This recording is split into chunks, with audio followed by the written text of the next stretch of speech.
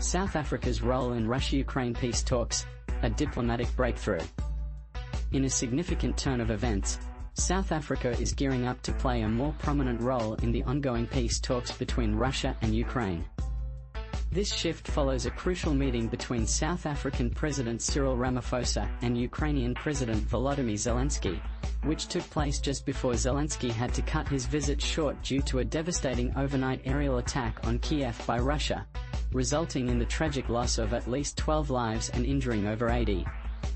Despite the urgency of the situation, Zelensky managed to engage in a private hour-long discussion with Ramaphosa at the Union Buildings in Pretoria.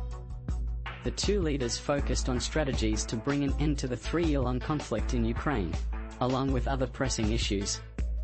After their meeting, they held a friendly joint press conference where Ramaphosa shared his insights. Drawing from South Africa's own history of negotiating an end to apartheid, he expressed skepticism about the usefulness of preconditions for a ceasefire and peace talks.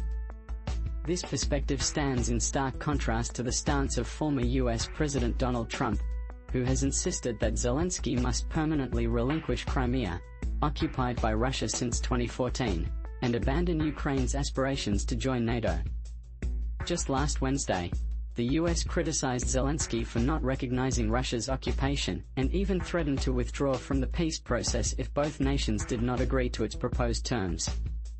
When asked if Ukraine should concede any territory to Russia, Ramaphosa skillfully sidestepped the question, stating that such a demand would be a precondition. What we should focus on is the willingness and commitment from Ukraine for an unconditional ceasefire. This sets a very good and positive tone for negotiations to commence.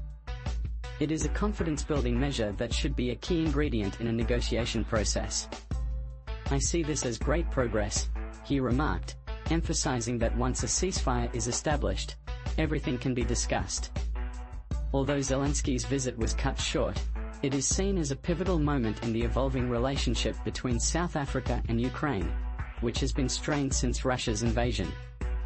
South Africa has maintained a neutral stance throughout the conflict, even leading a multi-country delegation on a fact-finding mission to both Russia and Ukraine in June 2023.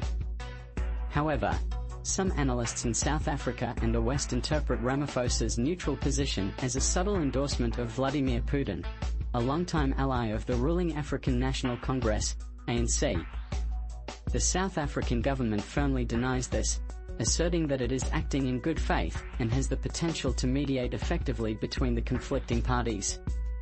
Historically, during the ANC's struggle against apartheid, the Soviet Union, which included Ukraine, provided crucial support to the liberation movement.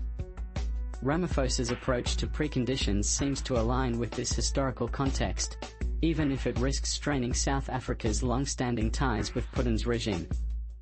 Zelenskyy's visit had all the elements of a diplomatic breakthrough, as Ukraine seeks to counter Russia's influence across Africa.